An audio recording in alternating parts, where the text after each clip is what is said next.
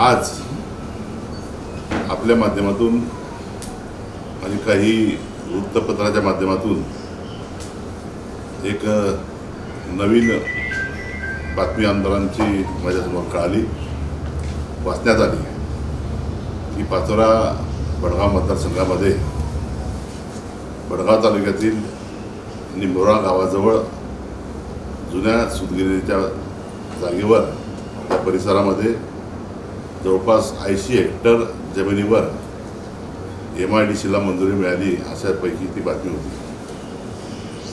मी यापूर्वी देखील गेल्या 15 दिवसापूर्वी याविषयी बोललो होतो। त्यावेळेस आमदारांनी मला सांगितलं की मंजुरी मिळाल्यानंतर भूमिपूजन कार्यक्रमाला आपल्याच माध्यमातून ते मला आमंत्रित करणार आहेत। मी आपल्याच माध्यमातून त्यांना सांगतो की आपण 1 ऑक्टोबरपर्यंत एखाद्या प्रकल्पाचं जर भूमिपूजन आपल्याला तिथे करता आलं तर निश्चितपणानं मी त्या भूमिपूजनाला तिथे येईल, कारण मी ते सगळं बघितलं की 2014 पासून मी प्रयत्न करीत होतो अशापैकी ते म्हणतात। मग 14 पासून तर आज 19 ऑगस्ट म्हणजे 1 ऑगस्ट रोजी कलेक्टरला ते पत्र मिळालेलं आहे आणि कालच्या दिवशी ते पत्रकार परिषदेत सांगतायत की MIDCला मंजुरी मिळाली। म्हणजे 4 वर्ष 10 महिने या गोष्टीला लागलेले आहे। म्हणजे निवडणुकीच्या तोंडावर जसा कुठलाही पक्ष असो तो घोषणांचा पाऊस करतो, काही फतवे देखील काढतात, तशाच प्रकारचा उद्योग यांच्या उद्योगमंत्र्यांनी त्या ठिकाणी केलेला आहे। जे कोणी नामदार सुभाष देसाई आहेत यांच्या माध्यमातून मागच्या काळामध्ये काही सर्वे करून घेतले, ते सर्वे करणाऱ्यांच्या जे काही रिपोर्ट मी ऐकले किंवा माहिती घेतली तर ती जागा कुठेही MIDCसाठी योग्य नाही असा त्यांचा अहवाल आहे। कारण तिथे पाणी अजिबात MIDCसाठी लागणारं पाणी उपलब्ध नाही। मागच्या काळामध्ये आम्ही बलून बंदरासाठी बॅरेजेससाठी प्रयत्न केले, 7 बॅरेजेससाठी। त्यावेळी देखील या गिरणावर पाणी उपलब्धतेचा दाखला मिळवण्यासाठी मला 4-4.5 वर्ष लागले। मी माझ्या कार्यकाळात काही उपलब्ध देखील केलेत, परंतु यांच्या कार्यकाळात आजपर्यंत या बंदरांचं काम सुरू झालेलं नाही। हे मोठं अपयश आमदार त्या ठिकाणी जगतायत आणि आज आपल्या माध्यमातून MIDC मंजूर झाल्याचा गवगावा ते करतायत। आता 4 वर्ष 10 महिन्यानंतर MIDCला मंजुरी आज मिळाली। आता तिचा अधिग्रहण कधी होणार, पाण्याची उपलब्धता कुठून देणार? मला अशी माहिती मिळाली की त्यावेळेस जे अधिकारी आले होते त्यांनी सांगितलं आमदारांना की पाणी कुठून आणणार, तर यांनी त्या चाळीसगाव तालुक्यातील वरखेड बॅरेजेसचं पाणी आपण या ठिकाणी आणू शकतो असापैकी सांगितलं।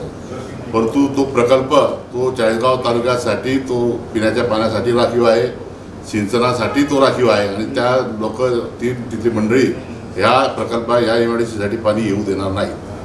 राहिला आपल्या गिरणा धरणाचा प्रश्न, गिरणा धरण जेमतेम 75% यावर्षी भरलेला आहे आणि ह्या धरणावर आता 7 बंधारे व्हायचे आहेत, प्रस्तावित आहेत, ते केव्हा तरी होतील तर शेतकऱ्यांना ग्रामपंचायतींना वॉटर सप्लायसाठी शेतकऱ्यांना सिंचनासाठी आपल्याला पाणी लागणार आहे आणि म्हणून MIDCसाठी कुठून पाणी येईल हा एक मोठा प्रश्न आहे।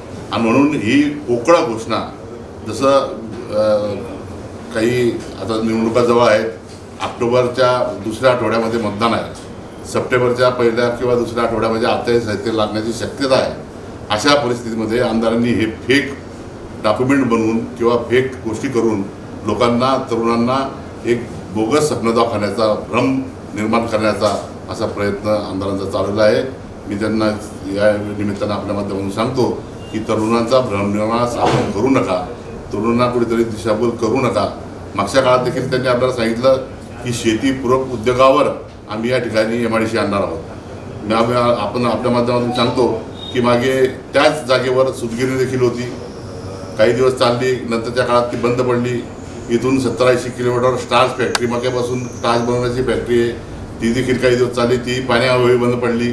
असे शेतीपूरक उद्योग या ठिकाणी आलेत आणि हे सांगतात की मी या माध्यमातून शेतीपूरक अशा काहीतरी उद्योग या ठिकाणी आणतील, तरुण उद्योग उभे करतील। तरुण हा आज दिशाहीन झालेला आहे, तरुणांना कुठेतरी आज जी जागतिक मंदी आहे, जागतिक मंदीमध्ये आपण सगळे फसलेलो आहोत. औरंगाबाद असेल, कुठे मोठे सुटे असतील, मोठ्या शहरांमध्ये MIDCचे तरुण बेरोजगार झालेले आहेत. परंतु यांनी घाईघाईने कुठल्याही भौगोलिक त्या ठिकाणी आज परिस्थिती नसताना ही घाईघाईने ती MIDC मंजूर करण्याचा दावा करत आहे. परंतु ही MIDC त्या ठिकाणी सक्सेस होणार नाही. पाण्याची उपलब्धता अजिबात तिथे नाही आणि म्हणून अशा परिस्थितीमध्ये आमदारांनी ह्या फेक गोष्टी करू नयेत, तरुणांना दिशाभूल करू नये अशी मी आपल्या माध्यमातून त्या ठिकाणी सांगतो. पुन्हा एकदा असे एक सांगतो की त्यांनी सांगितलं की ह्या 71 वर्षाच्या काळात 14 आमदार होऊन गेले, 14 आमदारांकडून सुद्धा कोणता प्रकल्प उभा राहिला नाही. त्यांच्या माहितीकरता मी आपल्या माहितीकरता सांगतो की कुठे 14 आमदार झाले. 14 ट्रम्प या आपल्या मतदारसंघामध्ये झाल्या. 14 ट्रम्पमध्ये माझ्या माहितीमध्ये 7 आमदार झालेले आहेत. 7च आमदार झाले, 7च्या वर 8 आमदार झालेले नाही आणि म्हणून 14 कोणी आमदार झालेले नाहीत. आणि जे कोणी आमदार होते त्यांनी त्या पद्धतीने त्या काळामध्ये ती कामं केलेली आहेत. मग ते प्रकल्प जनाचे असतील, मग आपल्या MIDC पाचोऱ्याची औद्योगिक वसाहत देखील 1977मध्ये त्याखाली निर्मिती झाली. तेव्हा देखील 9 हेक्टरमध्ये ती 77-78ला मंजूर झाली आणि 82-83ला तिचं त्या ठिकाणी कारखानदारी उभी राहिली. ज्या लोकांना, ज्या व्यापाऱ्यांना, ज्या त्या काळातले तरुण व्यापारी असतील त्यांना त्या ठिकाणी जागा देखील उपलब्ध झाली. आज देखील त्या ठिकाणी जागा उपलब्ध आहे. त्यानंतर गावातली MIDCचा कारखाना देखील या ठिकाणी आला. त्या ठिकाणी खत निर्मितीचा प्रकल्प आज देखील सुरू आहे. त्यामध्ये देखील अनेक कामगार काम करत आहेत. परंतु यांनी नवीन काहीतरी आणण्याचा प्रयत्न केला, परंतु 4.5-5 वर्षात हे काहीही करू शकले नाहीत. आता मुगीच मतदान निवडणुका जवळ आलेल्या आहेत. निवडणुका जवळ असताना अशा कुठेतरी घोषणा करून हा प्रकल्प यशस्वी होणार तर नाहीच, परंतु आणतो आहे. हे मला माहिती होतं की उद्योग मंत्री आहेत, त्यांचेच खात्याचे आहेत, शिवसेनेचे आहेत. हा कुठेतरी रिकामा उद्योग करून हा प्रकल्प आणतील असं मला वाटत होतं आणि ते त्यांनी उद्योग केलेला आहे. परंतु हा उद्योग अशामुळे लोकांचा भ्रमनिराश होईल हे निश्चित. आणि दुसरं जे काही मी सांगितलं होतं मागच्या काळामध्ये, जे आरोप केले होते की तुम्ही जे कामं तुमच्या हातात होती, उदाहरणार्थ भडगावचं क्रीडा संकुल माझ्या कार्यकाळात मी ते जवळजवळ पूर्ण केलेलं आहे. तिथं आता विंचू, साप, काटे असं इतकं घाणेरडं होतं तिथं वातावरण आहे. त्याला एखादी कोटी आणली असती ते एक चांगलं काम त्या ठिकाणी झालं असतं. परंतु अशा अनेक कामं, बोळाची उतावळीचं नदीचा प्रकल्प त्या ठिकाणी पूर्ण केला असतं तर आम्हाला बरं वाटलं असतं. अशी अनेक किरकोळ कामं आपल्या मतदारसंघामध्ये अजून राहिलेली आहेत. त्या कामांकडे जर लक्ष दिलं असतं तरी बरंचसं काही साध्य करता आलं असतं. पोकळ मी ही औद्योगिक वसाहत आणली, मी घेतली जाते आपल्या माध्यमातून की त्यांनी एक 8 तारखेचं 1 ऑगस्टचं पत्र दाखवलेलं आहे आणि त्यामध्ये फक्त अधिसूचना निघालेली आहे आणि ही प्रस्तावित MIDC असं म्हटलेलं आहे.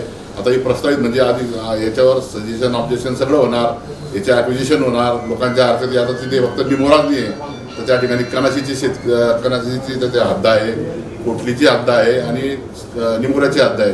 3 गावांचं शिव म्हणून त्या ठिकाणी ती जागा आहे आणि म्हणून 3 गावांची संमती, सगळ्या गोष्टी या लागणार आहेत.